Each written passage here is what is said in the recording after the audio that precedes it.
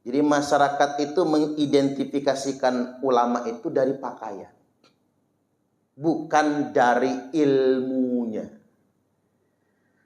Maka kemudian kita terjebak dengan penampilan. Kita anggap kalau sudah pakai imamah, lalu pakai jubah gitu Pak, kita anggap itu ulama. Nah ini persoalan ini. Ini persoalan bagi kita semua. Padahal kadang-kadang penampilan itu menipu. Ini zaman kamuflase. Kalau dalam bahasa Arabnya talafi, kamuflase.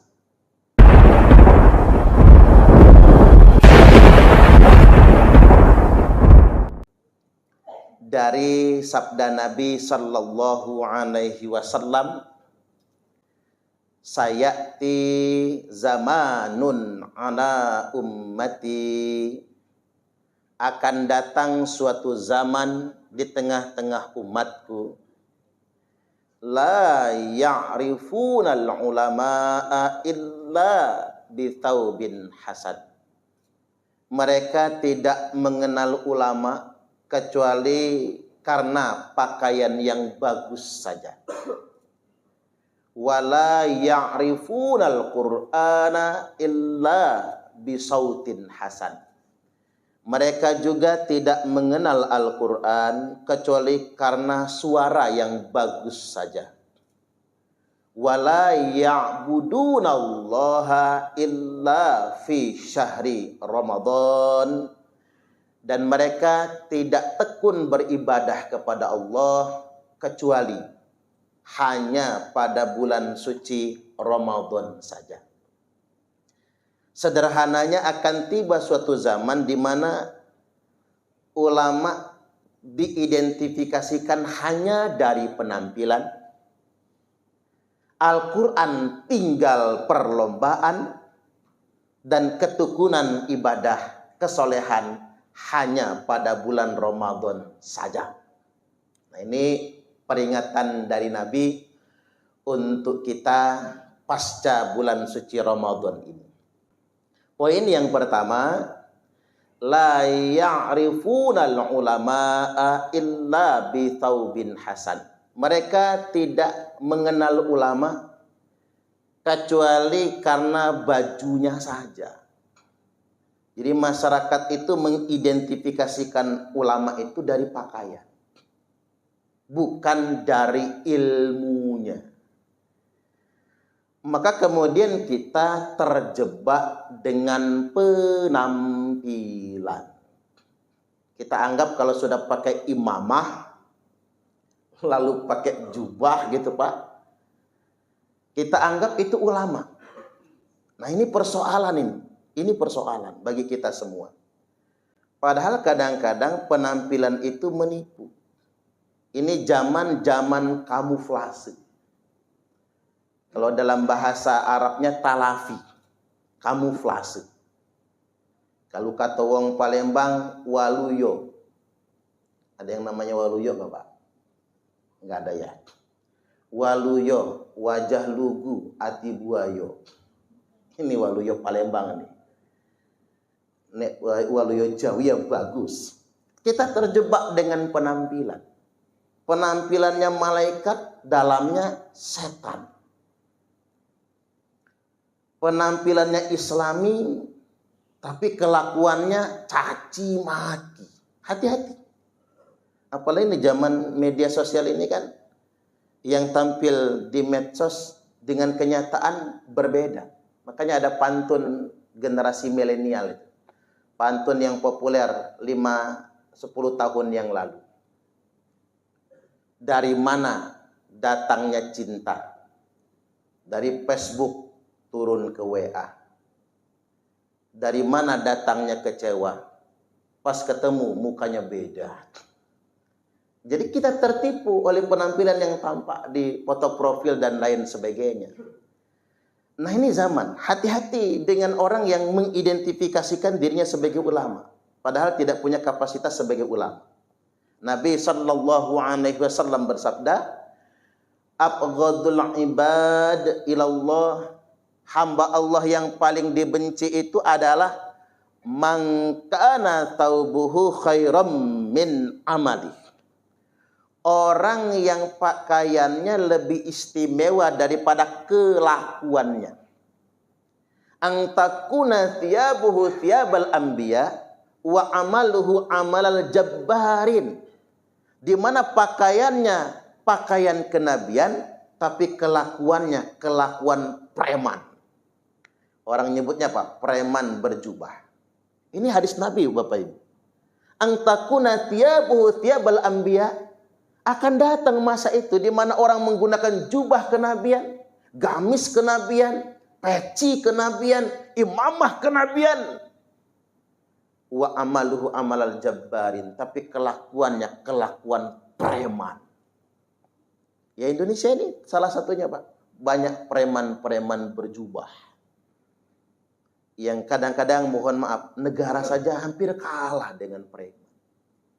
Makanya para pengusaha banyak pindah ke luar negeri, Pak. Nggak tahan. Di Indonesia ini ada preman berjubah, ada preman berseragam, ada preman berdasi. Ini masalahnya di kita ini. Preman berjubah, preman berseragam, dan preman berdasi. Punglinya yang nggak tahan di Indonesia ini. Punglinya. Makanya kita yang mesti mendisiplinkan diri kita untuk tidak menyuburkan pungli. Kadang-kadang kan pungli itu dari kita juga sih, Pak. Yang menyuburkannya itu. Udah, Mbak, kalau dicairkan sampean tak kasih fee sekian. Nah, ini kan menyuburkan ini. Budaya kita juga budaya yang jelek gitu. Atau apa namanya, fraud kalau dalam bahasa perbankan ya. Fraud itu kan kita yang melestarikan. Kadang nasabahnya, kadang marketingnya misalnya gitu ya. Karena kita yang membiasakan sedemikian rupa. Jadi kita kehilangan prinsip-prinsip profesionalisme. Kadang-kadang sedemikian rupa. Bahkan saya pernah di Banten, ada problematika perbankan di Banten itu begitu, Pak. Terutama leasing. Mengapa mereka beli motor melalui leasing? Dicairkan, dibelikan motor, begitu wayahnya bayar nyicil, mereka nggak mau bayar. Dengan alasan apa? Leasing itu haram, kata dia. Bank itu riba gitu.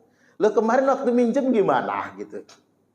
Nah orang kayak gini kan pakai peci gitu, pakai jubah. Ini yang disebut dengan kamuflase. Ketika maunya dia dituruti, tidak ada hukum yang sedemikian rupa. Ketika sudah direalisasikan, mulai kemudian muncul slogan-slogan keagamaan, bahasa-bahasa keagamaan. Ini yang disebut oleh Nabi ketika orang hanya mengedepankan penampilan. Yang kedua, wala ya'rifunal Qur'ana illa bisautin hasan. Mereka tidak mengenal Al-Quran kecuali karena suara yang bagus saja. Di satu sisi sunnah hukumnya, kita itu memperbagus suara kita dalam membaca Al-Quran. Kan enak sih, Pak. Apalagi bapak-bapak punya istri qori'ah misalnya. Wih, ngajinya bagus. Suami lagi marah, istrinya ngaji. Nggak jadi marah itu. Begitu juga mbak-mbak tuh punya suami misalnya ustadz, qori. Kan enak. Ketika dia ngaji, damai kita mendengarnya. Tapi yang dimaksudkan hadis ini adalah bukan tidak boleh memerdukan suara bacaan Al-Quran. Maksudnya ketika Al-Quran tinggal festival. Al-Quran tinggal perlombaan. Orang hanya berhenti pada musabaqah, tilawatil Quran. Biaya MTQ itu Bapak Ibu, itu triliunan itu. Mulai dari tingkat kecamatan, naik kota kabupaten, naik provinsi. MTQ nasional. Sebelum MTQ ada STQ-nya dulu. Bayangkan kan setiap setahun sekali, Pak. Kita melihat bagaimana kegiatan MTQ, biaya triliunan, bahkan juga dikorupsi gitu. Tapi Al-Quran lupa untuk diamalkan. Al-Quran hanya berhenti pada festival, kata Nabi. Hanya berhenti pada musabaqah dan perlombaan. Tapi lupa untuk diamalkan. wala ya'budunallaha illa fi syahri Ramadan, dan orang-orang itu solehnya hanya pada bulan Ramadan saja. Kalau kata Pak Mahfud MD, memangnya Tuhan di bulan Ramadan sama di luar Ramadan tuh beda tah, kata dia. Sampai-sampai orang religiusnya bulan Ramadan, luar Ramadan kumat lagi. Atau bahasa orang begini Pak, kalau kita haji umroh itu udah jangan ngomong sembarangan, ini tanah suci. Jangan suka marah, ini tanah suci. Loh, memangnya Tuhan di Mekah sama di Indonesia beda tah gitu. Sehingga kalau di Mekah harus menjaga diri gitu ya. Kalau di Indonesia bebas berbuat. Ini kan masalah ini sebetulnya. Cara berpikir kita ada masalah kalau begitu. Ya, kayak contoh begini Pak. Orang Indonesia ini kalau makan babi takut gitu. Takut betul. Bisa geger itu. Kalau ada bakso babi aja geger itu Pak, Bu. Tapi kalau korupsi enggak gitu. Emangnya Tuhan marah sama orang yang makan babi aja misalnya. Buat yang muslim ya misalnya. Terus kalau korupsi enggak gitu. Nah ini kan masalah ini. Ini ada masalah. Makanya kalau kata orang tuh begini. Ini zamannya zaman STMJ. Apa itu STMJ? Sholat terus, maksiat jojong. Puasa Ramadannya tamat, maksiatnya lanjut. Bayar zakatnya banyak, tapi korupsinya juga tambah banyak. Hajinya pun haji tomat. Berangkat tobat, pulang kumat. Ini problem inkonsistensi. Nah, saya pikir ini penting untuk digalakkan oleh para pendakwah agama menyadarkan ini. Karena Indonesia ini luar biasa, Pak, problematika sebagai negara muslim dengan jumlah populasi terbanyak, atau kita bisa simpulkan negara muslim terbesar di dunia internasional, tapi ada satu problematika apa? Korupsinya juga masuk jajaran papan atas. Dari 10 negara paling bahagia di dunia, Indonesia masih pangeh betul. Dari peringkat kesejahteraan, Indonesia ini peringkat keberapa ya? Ke 100 sekian ya. Dari aspek intelijensi kita peringkat 129. Upah minimum kita terendah nomor 6 sedunia internasional. Terendah nomor 6. Jadi kita ini dari aspek kesejahteraan, jaminan sosial itu paling rendah. Dari aspek intelijensi ranking 129 gitu. Masih sangat banyak yang harus kita perbaiki di Indonesia Raya tercinta ini. Gimana kita mau baik Bapak Ibu? Bayangkan Pak, kita bisa ukur saja barometernya itu pas pemilu. Ketika pemilu itu, orang tidak penting apa program kerja. Yang penting itu duit yang dia dapatkan. Ibu-ibu itu, di sini kan ibu-ibunya jarang ya, masih mbak-mbak semua kayaknya. Ibu-ibu itu dikasih suaminya uang belanja 100.000 sehari, masih monyong Mbak. Kurang soalnya. Tapi dikasih caleg 100.000 buat 5 tahun, nyengir emak-emak itu. Jadi kalau masyarakat kita dikatakan masyarakat yang belum cerdas, ya iya dong jawabannya. Belum cerdas, belum sejahtera, kualitasnya belum meningkat. Dikasih suami 100.000 sehari, masih monyong. Dikasih caleg atau calon gubernur atau calon wali kota, bupati, 100.000 buat 5 tahun, langsung nyengir sumringah. Ini menandakan masyarakat kita ini, bangsa kita masih dalam tahapan yang belum bisa disebut negara yang maju. Masih tangih. Nah ini perjuangan kita bersama. Tugas-tugas kita semua. Termasuk kecerdasan finansial kan. Orang Indonesia tuh kecerdasan finansialnya masih sangat rendah sekali. Nggak punya manajemen cash flow. Orang Indonesia itu. Bayangkan kan.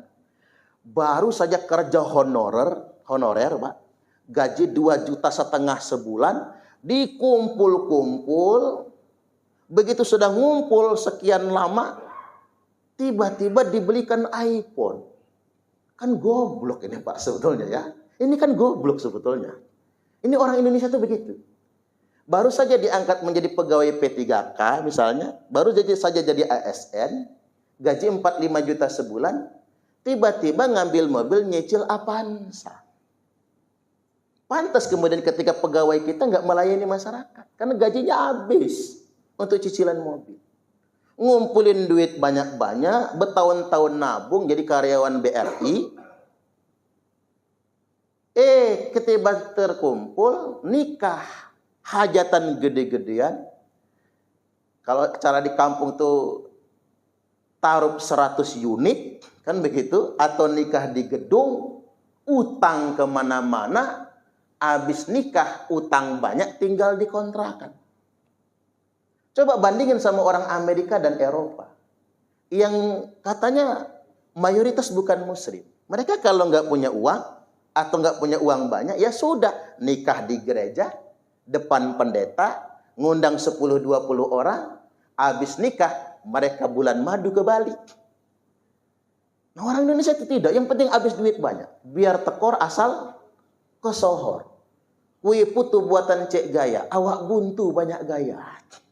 Ini masalah kita, Pak. Dan orang Indonesia itu lebih suka ngutang ke warung tetangga. Ngutang gula kopi ke warung tetangga, tapi ketiban punya duit, jajannya ke Indomaret, kan begitu. Begitu ngutangnya, mintanya maksa, begitu ngurangin pura-pura lupa. Nah, ini mentalitas yang kita punya tanggung jawab yang sama untuk memperbaiki. Jadi kita jadi marketing itu kalau di BRI ya juga bisa dakwah loh, Pak. Mengarahkan pada Bu begini, apalah bahasa sederhananya manajemen cash flow sebagainya itu kan. Kita sederhanakan, jangan besar pasak daripada tiang, kan begitu. Bisa, kita ini bagian dari dakwah dengan bahasa-bahasa ekonomi.